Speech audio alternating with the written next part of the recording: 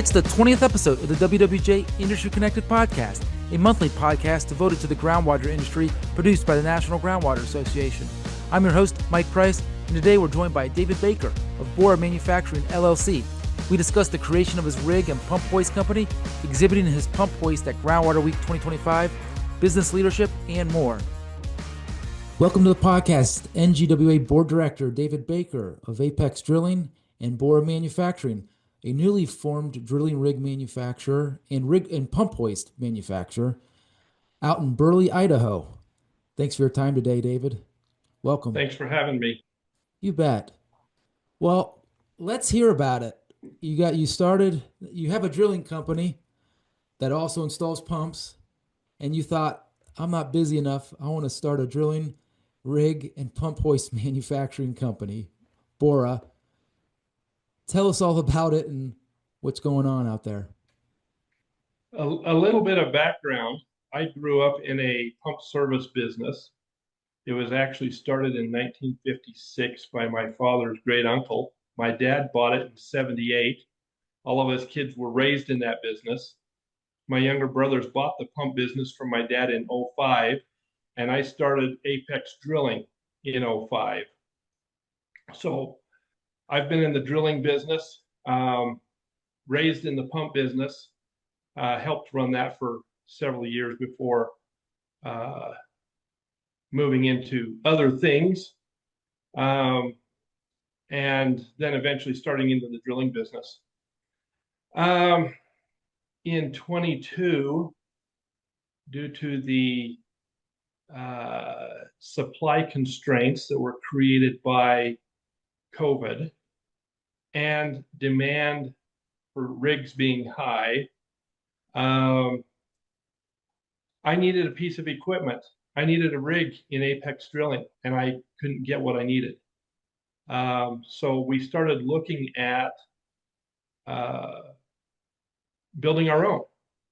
You know, it had kind of been a dream to build my own, but we kind of headed that direction.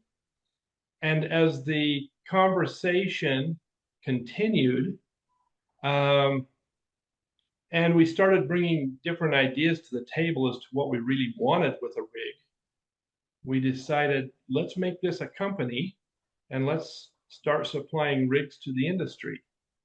And that turned into what we have today. So yes, we're building drill rigs. And earlier this year, my brothers, so going back just a little bit, in the pump business, they've built their own pump trucks, their pump hoists. Dad built the first one in 82. Business progressed. My brothers helped Dad build another one in 95. And the first one has been sold off, but they currently have 4 pump trucks, all of which they have built. And they came to me the first part of this year or earlier this year and asked if we would build a pump truck for them. They didn't want to build another one. Okay. But in partnership with everything that they had in their CAD drawings, all of the information that they had pulled together, we decided, let's build a pump truck. But between I and the engineering, we decided to not just build one for pump service. We were going to build them for the industry. And so we have gone completely through all of the engineering, all of the drawings, in an effort to make a product that is easier to manufacture, but fix a lot of the things that arise when you're doing something for yourself, not necessarily for the industry. So that's where we're at. We're in the process of building a pump hoist truck at the moment. And the plan is to have that at the show in New Orleans. So exciting. That'll be great to see. Yes, we've got our booth space arranged for, and and we're trying to have this truck pulled together and ready to go. Excellent. So we're speaking on August 29th for viewers to know, and there's an ad in the September Waterwell Journal about Borah manufacturing for folks to see as well. Can you tell us about the engineering of it? Is this all your guys's expertise being put into it? I know you sought feedback from the industry on social media through the Facebook guys, the Facebook Waterwell guys group, to try to elicit, comments on what would be useful for in a new rig and a new hoist. But the engineering of it, is it all being done by you and your staff? The engineering is being done by us. And yes, I put it out on Waterwell guys, and I got some really good feedback.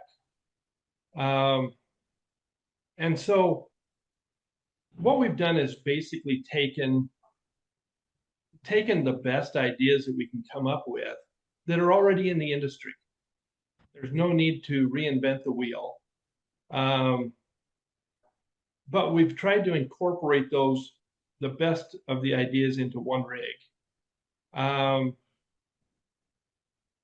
we're trying to make it easier to operate, easier to maintain. All of the maintenance on the rig, we're trying to make it so that it happens all from the ground up. Very little having to climb up on the rig, very little, and that's kind of a page out of Volvo equipment.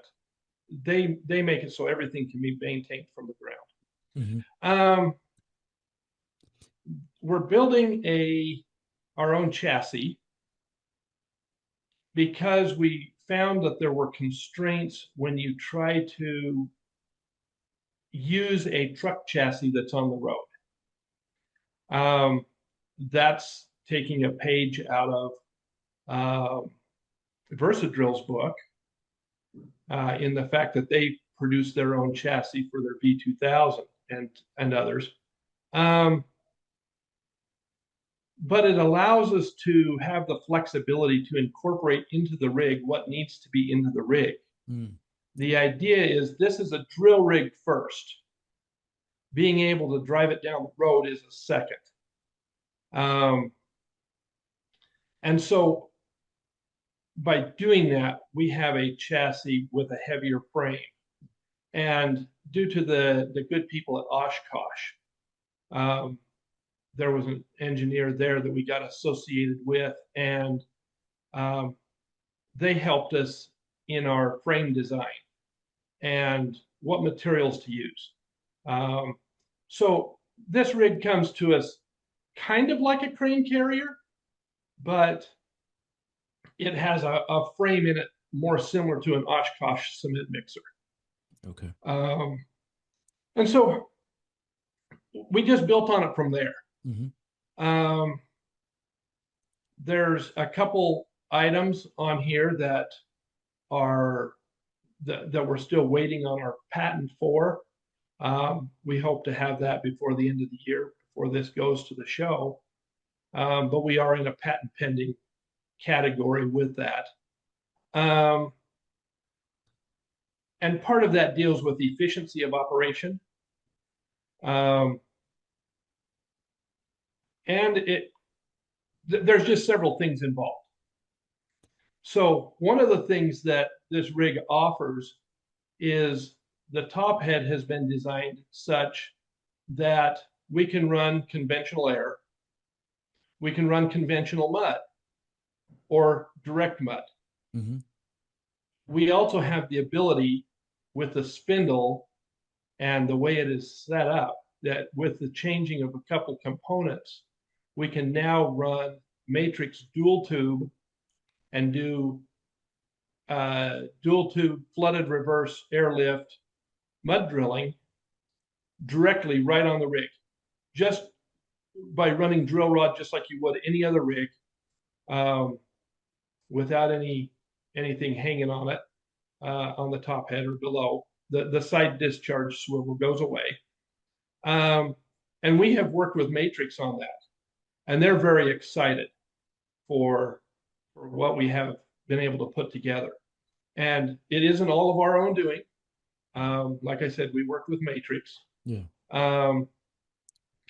But there's emerging technologies where they're using the dual tube flooded reverse, not only for water wells, but they're also utilizing it in the geotechnical industry.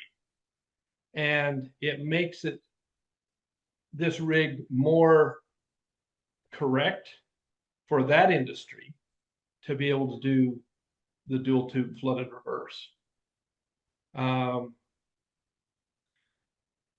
The cooling package on this drill rig, because we're building everything from ground up, the cooling package is over-engineered so that we can keep the hydraulics cooler.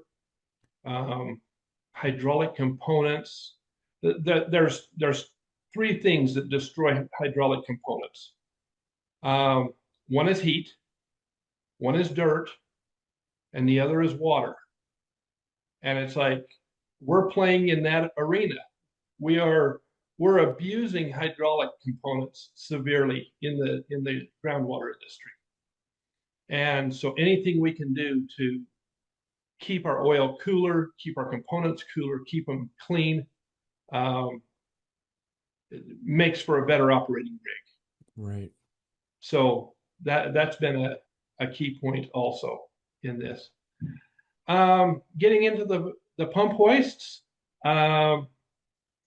So when I left the pump business and my brothers decided to go to school and become engineers, we all worked for a company that did food processing equipment, and almost everything was done in stainless steel. And so when Dad was getting ready to build another pump truck in '95, my one brother went to him and said, "Why don't you build the utility box out of stainless steel?" And Dad says, "There's no way." He says, "Stainless steel is 4 times the cost of mild steel." And he said, "Yes, it is. But that's the only thing that's more expensive in your truck, per se." And he says, "How much did it cost you to sandblast your previous truck and repaint it?" And Dad's named off a figure, and he said, "You just bought the stainless steel." And the more we thought about that, so that second truck that got built had a stainless steel utility box. Mm-hmm. And interesting enough, they still own that truck. It is now on its 5th truck underneath that pump hoist. They've worn 4 trucks out. And every time they replace a truck, all they have to do is peel the vinyl logo off the side of the stainless bed and sand the stainless with an orbital sander. It makes it look brand new again, and you put new vinyl on it. And so every time they swap a truck out, they virtually end up with a brand new bed. But that bed has held up since 1995. Unbelievable. And so we're talking, what, 30 years now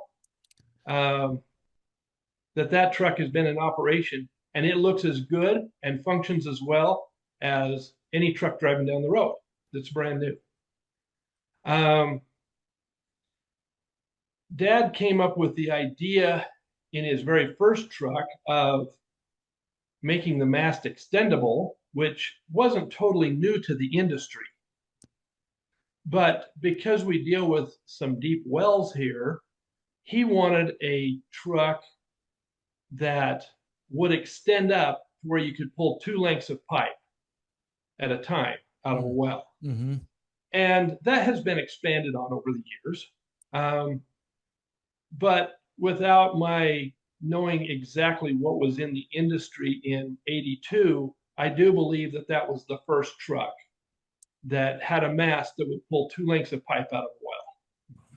And since then, these other trucks that have been produced, they've made the mast extend up higher. They can go to 60 feet. They can actually pull 2 lengths of pipe out of a pump house. So if you're pulling a well and there's a pump house over that well, you can still pull 2 lengths of pipe at a time. Yeah. With the creation of the second truck, I've got an uncle that was a hydraulics guru in his day, and he was thinking outside the box. And we built they built that pump hoist with a rotary piston motor, or with a rotary piston pump, excuse me, and a radial piston motor on the winch. And what they learned from that was that they had much lower maintenance. It was a little more expensive, but they could run higher pressures, and they had much greater control on the load they were picking up from a winch capacity and operating standpoint. And that has evolved into what we're producing today. So the hydraulics on this pump hoist are very exceptional, very efficient, and something that has not been seen in the industry. We've looked at all the different pump hoists out there as to what they have for their hydraulics, and this is something that's new, this concept of how we're doing this. So the other thing is, when we're building the utility box, because we're doing it from a standpoint of this is a pump hoist truck, we're able to put some features into it that make it very unique to the pump service industry. So, can you share some of those features?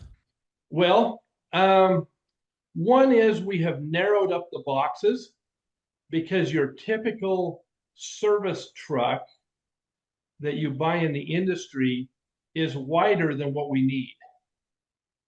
And so we're able to narrow it up. You're able to have a better visibility from your mirrors when you're backing up. But also you're able to get into some little tighter spaces if need be. And there's more organization in the bed. So the way the bed is put together, when my brother Stephen started looking at what exactly they needed in a pump truck,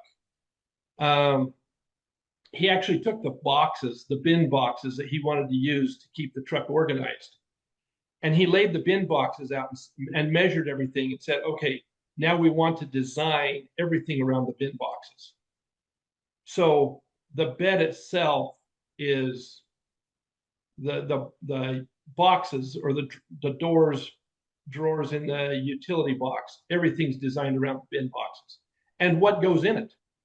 You know, he had a box that he wanted to be able to put pumps and control boxes in, and everything has been designed around this. The tools that went in the truck, everything. The other thing is, because of the hydraulics and how that was put together in the truck, and this is a very nice feature, in the back of the truck, you have full access to 4 feet wide, 4 feet tall, and 8 feet long. So you look at a lot of the pump hoists that are in the industry, the back of the bed is taken up with all kinds of equipment and stuff, and it really restricts how much room you have to put other things in the bed and go from there. One of the concepts that came about when Dad built his first pump truck, and was really expanded on when they built the second one, was the fact that they wanted to be able to have everything they ever needed on that truck when they go on a service call. So if you get a no water call and you show up, you want everything on your truck to be as efficient as possible. You Yep. don't want to have to go back to the shop to get any parts. Right. You wanted everything there. So there's spools to store new wire. And you can carry the wire with you all the time on your truck. If you need it, it's right there. Of course, you have your pipe racks. That's nothing new to the industry. And the idea is to carry a selection of pipes. So if you need to replace a piece of pipe, you've got what you need. All of your fittings, doesn't matter what the fittings are, you've got a selection of fittings that fit the gamut. And that's one of the things we're going to show when we're at the show, is how the truck is put together. Most trucks come with nothing in the utility box. We're going to have this truck fully stocked. It's going to have pipe in the pipe rack. It's going to have all of the bin boxes in it. All the bin boxes are going to be full of what goes in them and how it's organized. We're going to have wire on the wire spools. It's going to be a truck that's ready to roll. And it's going to show the efficiency that has been gained by building this truck the way we did. And I think that's something major in the industry is you have people out there that are great pump people, but if they just have the tool to be able to be more efficient in their operation, their helpers stock the trucks in the morning. They leave every morning with everything they need. And there's times that rarely they have to come back to the shop. Now, you're always going to find something that you need, and somebody has to run it out to you or whatever it might be. But it's surprising how many times they can jump from service call to service call to service call and always have what they need on the truck to take care of whatever the issue might be. Are you running a prototype right now with your company of this hoist? With the pump hoist? We're building the first one for Borah manufacturing. Pump Service has 4 trucks on the road that are as prototyped and as production ready as you're going to find. So yes, if there was ever anybody in the industry that wanted to see these trucks and how they operate, we've got 4 of them on the road. They can see them any day they want. Tell us more about the drilling rig and the specs of it, if you could, please. So this first rig that we have built, it's got a 40,000 pullback. It's got a 25,000 pull down. Rod handling is on this one is very conventional. We have a single rod arm loader on the side and a bunk. We can carry 300 feet of 4.5-inch drill rod, or we can carry 400 feet of 3.5-inch drill rod.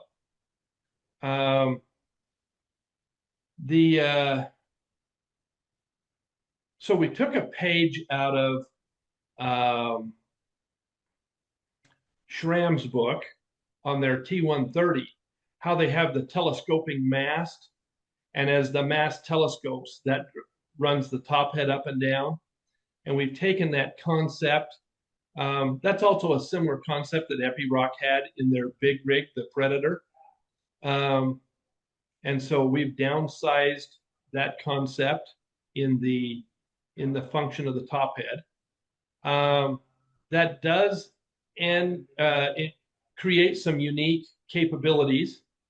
As we were thinking about how we wanted to build the mast, I was sitting on the forklift one day and loading some stuff with the forklift, and I was noticing how the hoses to run your carriage went up and over the hydraulic cylinder of the forklift. And it's like, what an ingenious idea. Because we have the telescoping mast, we don't have to have our hoses hanging on the side of the drill rig, on the side of the mast. hoses hanging on the side of the mast have always been a problem in one way or another.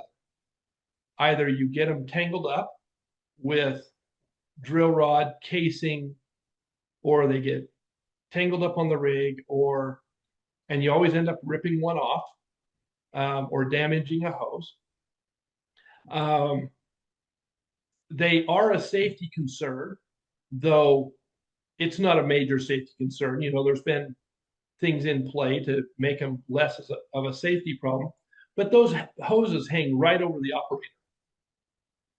And so by removing those hoses from the side of the mast, you now have the ability to utilize that side of the mast for other things if you choose. But we've been able to run all of our hoses up and over the crown of the top, or over the crown of the mast. And as that goes up and down, then those hoses go to the top head, and it functions in that manner. And very much a unique idea. I'm not saying there isn't other rigs in the industry playing with that. There are some direct push rigs or some smaller track rigs that play similar. But that's a unique characteristic to this rig. Cool. The mast is not a lattice boxed type mast, and it's not a tubular mast like you would see on Versadrill or Drillmax. Mm-hmm. It's kind of a hybrid between the two. And by doing that, it makes it so that, one, you have some strength, but you also have some capabilities in what you can do with your mast. The whole concept for this rig was take everything out of the box and let's re-engineer this from the standpoint of what do we have to have in the box? What has to be on the drill rig, and what's the most efficient way to make it function and work the way we want? So we've done a pretty good job. The top head is capable of, we can run a casing hammer. And one of the things that's unique to this is the fact, to Borah, is the fact that when you buy a drill rig from other manufacturers and you want to run a casing hammer, you have to do that yourself.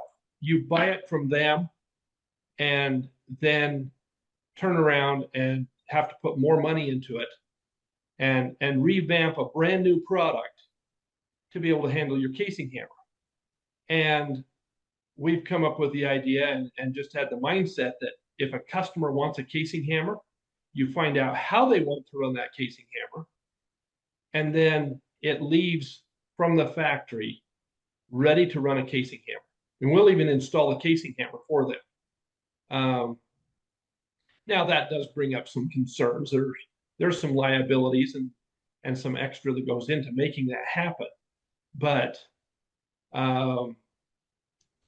we have a top head carriage that can handle a casing hammer in its design. So we're just excited. So both the drilling rig and the pump hoist, because we're building our own winches for those, we have the ability to, we're utilizing a hydraulic motor on the winches that we have the option for a 2-speed. And so with the flip of a switch, we can change the speed and the pull on the winches. For instance, on the pump truck, the pump hoist, we can go from a 5,500-pound single line pull at over 200 foot a minute cable speed. And if you have a situation where you need to pull heavy at first to get something unstuck or any number of things, or you have a deep set that needs some added pulling capacity in the beginning, but once you get it so far out of the ground, you want to be able go to a faster pulling capacity, you simply flip a switch and it'll go from a 5,500-pound pulling capacity to an 11,000-pound pulling capacity. If on your drill rig, your main winch line is set up to pull 12,500, it's actually about 13,000 pounds. With a flip of a switch, your winch line now goes to 26,000 pounds. Mm. And so if you have a driller out there that's pulling his drill rod out of a well using his winch line, and he's deep and he needs to have the higher capacity, then he can utilize that and have the higher capacity pulling. But as soon as he gets it part way out, if he chooses that he wants the speed because his load is less, it's a simple flip of a switch, and he now can jump down to 13,000 pound pulling capacity, but he can do it at twice the speed. Hmm. And that has been a feature that deserves some more exploring. But yeah, it's a game changer in the industry when you have the ability to change your rig to adapt what your application is, and you're not stuck with just one thing. The question was brought up amongst the development engineering staff as to having pipe racks on the pump hoist that can be lowered, and to make it so it's easier to get pipe in and out of the rack. Uh-huh. And though the industry has some options like that, we're seeing what it takes to incorporate that option into the base framework of what we have. So that option will not be showed at the trade show, but that is something that we're working on.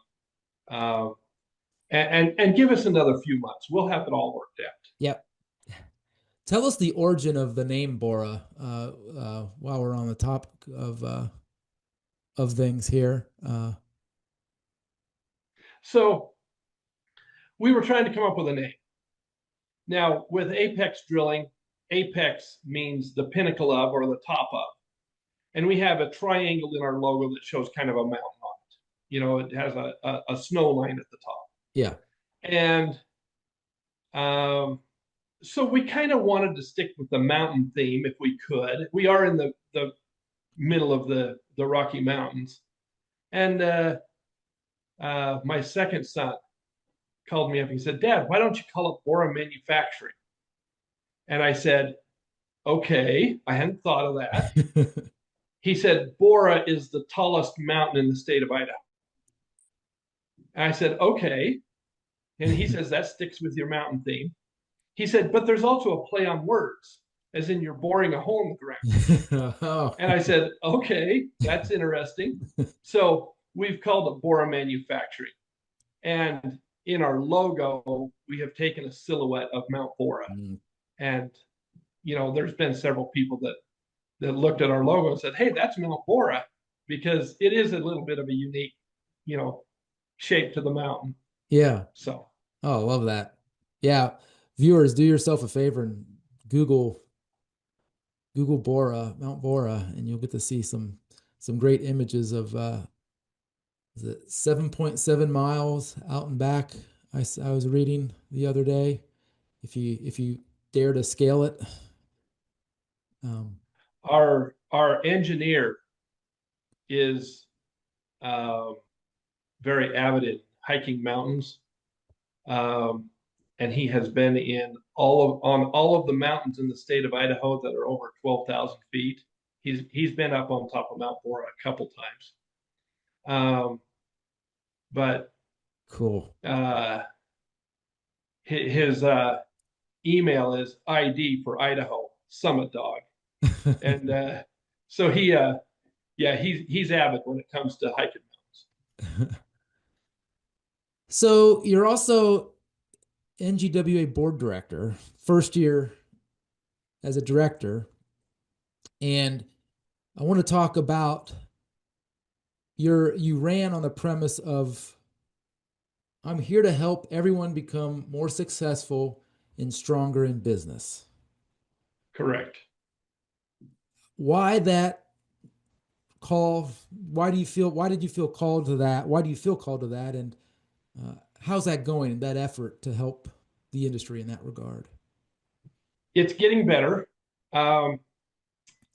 So I had really no desire to be on the board. And Robert Keys, who everybody knows from the board, Uh-huh. when we were in Nashville, Robert Keys was in one of the classes that I was in. And there was some questions and comments, and I made a comment in the class. And afterwards, he cornered me and said, "Who are you? Where are you from? I really liked your comment." And he and I started a dialogue. And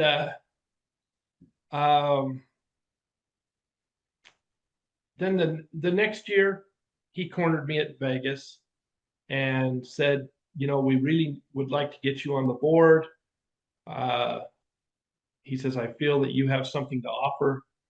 And I was backpedaling. And it's like, I am way busy. And then the next year, he wasn't there due to some health issues, which he's doing great. Then I had a chance to go to West Virginia or to Virginia and speak at their groundwater convention, their groundwater show.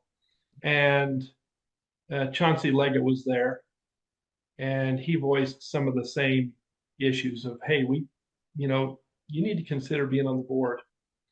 And then last September rolled around, and Robert called me and he says, "Do I have your permission to nominate you for the board?" And I said, "No." And he goes, "Come on now, we need to talk about this." So we talked about it, and then he said, "I ask you again, do I have your permission to nominate you for the board?" And I says, "Okay," thinking that I wouldn't possibly make it through the vetting process and all the there's other requirements to get on the board. And anyway, I ended up on the board. But what that did for me was it made me think about, what is it that I have to offer? I had to do a little soul searching. It's one thing to be on the board for national. And I've been on the board for quite a few years. I'm not at the moment, but for Idaho, I was on the board and I was past president for Idaho. And there's a notable responsibility when you're on a board of directors or part of the board for those organizations. There are issues that arise. There are concerns in the industry. And I got to understand that more when I was on the board for Idaho. One of my tasks when I was on the board for Idaho was the continuing education. And in my past, before I was,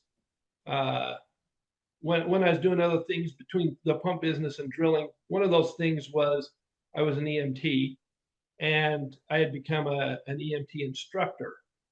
And if you ever want to feel like your feet are stuck to the fire, be an EMT instructor. What you're teaching those people, they're going to use in the field, and it's life or death.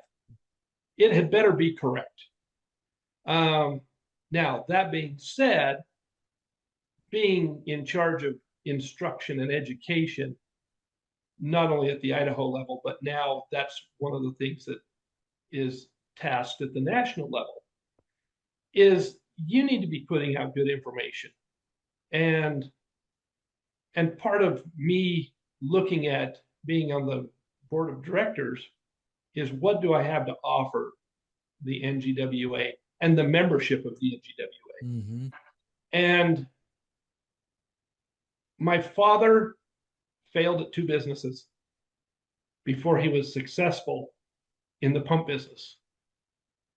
And he was one that really drove home to all of us boys that were working in the pump business and since in the drilling business, that you have to be a businessman first. Your trade comes second. If you don't manage business the way business has to be managed and learn the things that need to be learned to be good at business, it doesn't matter what your trade has to offer. You're not going to be in business to do it, or you're constantly going to be struggling. Now, having that premise, I feel like I've had to go through every possible learning curve that there is, and the dear Lord has tested me in just about everything I think I could be tested in. And now saying that, he'll probably find more, but it's the idea that the industry needs good leadership and the industry needs good businessmen. And so part of my presentation at Groundwater Week is talking about the transitions that happen in business, because business is not a set thing, and the way you operate your business is not a set thing. There are so many dynamics that change in business, dynamics between change in ownerships, in change of as generational changes, whether it's grandpa, how he ran business versus the son versus the grandson. The industry is constantly changing. Our economy is constantly changing. And we need to be doing things that keep us at the forefront of that, not running behind. Right. You know, years and years ago, my dad did advertising, and he came down to a good ad in the Yellow Pages was all he needed. He ultimately cut out the radio and the TV and the, you know, all the things there. In our area, the Yellow Page advertising was the thing. And then you have businesses that have a very strong reputation. Pump Service has a very strong reputation in the valley here. Uh-huh. When we got into Apex Drilling, we were able to ride the coattails of that strong reputation, and that really helped us get Apex Drilling up and running. Yeah. But every area is different, whether it's starting a business from scratch and you have to build that reputation, whether you have that reputation. Sad to say, it happens. I'm thankful it doesn't happen a lot, but the next generation taking over a business can destroy a previous reputation, or you can build on it. So there's all these transitions that happen in business. Everything that we had to go through when we went through the COVID years, as how do you transact business? How do you do different things? One of the things that really expanded during COVID was Zoom meetings, Zoom calls. It's surprising how much happens over Zoom now, or you're I don't know the technical term for it, but you're teleconferencing. Mm-hmm. Mm-hmm. So there's just a huge amount of things that happen in business. It's constantly moving. It's constantly changing. Things that didn't work years ago work now. Things that worked years ago don't work now. There are some foundational things. There are some very basic foundational things to business. I've talked with Buddy Sebastian, who's also on the board of directors, and he's put together a business essentials training program that they were going to release, still are. It's still in the works, but Buddy has done a very good job at putting together some basics that the membership can view and learn from to help their business. I know that NGWA has developed a Business Pro, Right. and we have used I have another drilling company that I have partnered with another family on. That's in northern Utah. Um, and in that business, um, they are a drilling and a pump service business together. They have technically two drill rigs, a big one and a little one. Um, and they have a pump truck. And they have switched to using Business Pro. They said that has been the greatest transition for them to go to. But it's really helped them in the fact that they have young people in the company. The kid at the top of the company is 27 years old. Yes, his dad is an owner in it, but his dad works in the oil field. But he's got a brother-in-law and a younger brother who are younger than him. And it has been a challenge getting them trained to manage business and to learn a trade. They have come up and worked with Apex Drilling and Pump Service. And it's been in the course of 2.5 years now. We're into our almost done with our third year with that operation. And not only have they made really great strides in building the business and learning business principles, they've also done a really good job at learning how to drill and do pump work and other things. And that continues to grow. But it's because of these business principles and the tools that are provided that make that possible. Yeah. Yeah, I love that. That's not a common priority order of being a businessman first, and then your trade second, like your father taught you. That's not commonly thought of in our industry. No, it isn't. The other thing that goes along with that is the education. So when you have, and I've talked on this before, I've got a podcast with Rock Yorty that I did, and we touched on this. But when you take a drilling company where Grandpa started the company and raised his son in that company, it's not that he went to school and got a degree in business management first and then come back and run the company. You learn on the run. Yeah. You're learning as you go. And then when dad teaches his grandson to do this, and the grandson takes over, there's a huge learning curve that gets missed because they haven't had the outside experience and the outside learning to apply. So part of what we're trying to do at NGWA with these learning segments is fill that gap. Yes, you can go out and you can run your business day to day, and you can sit down and go through these learning segments and learn your trade, but also learn your business and your business management. And that's where I feel I can offer something to the industry. There's the National Groundwater NGWA has partnered with Oklahoma State University on making available several learning segments, and a lot of those are dealing with the trade, learning how to do screens, learning how to drill, learning formations, learning all of these different things, learning pump troubleshooting. Yeah.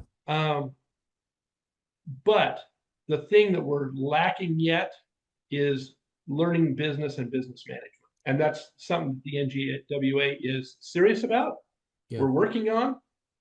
There's going to be classes in New Orleans on this, on not only helping with the business management, but also with helping to understand your business. And that's kind of what my presentation is more of, is the transitions. And, there's been a big emphasis on workforce development, right, and getting new people into the industry and helping to get those people trained and helping to get those people up to speed with the industry and building the workforce.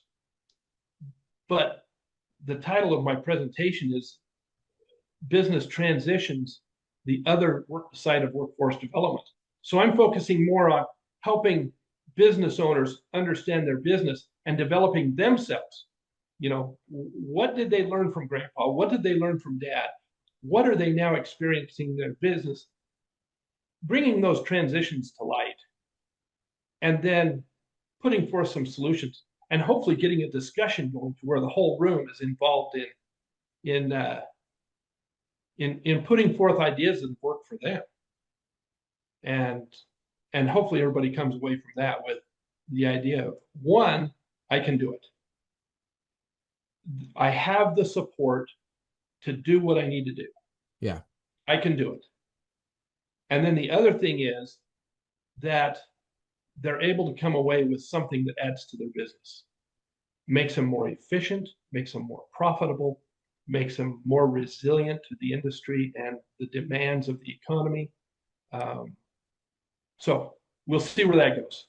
Well, we look forward to your workshop in New Orleans, David, and thank you for your time today and all that you do as NGWA board director. All the best with Borah Manufacturing and Apex Drilling and your third company moving forward. Thank you. Thanks for watching and listening to the WWJ Industry Connected podcast. We'll be back next month with a brand new episode, so be sure to like and subscribe to the podcast on your favorite podcast platform. We're on all the major platforms, so it will be easy to find us. And visit waterwelljournal.com for the latest expert columns, feature articles, videos, and news covering the groundwater industry. So one more time for David and I, thank you for watching and listening, and we'll see you next time.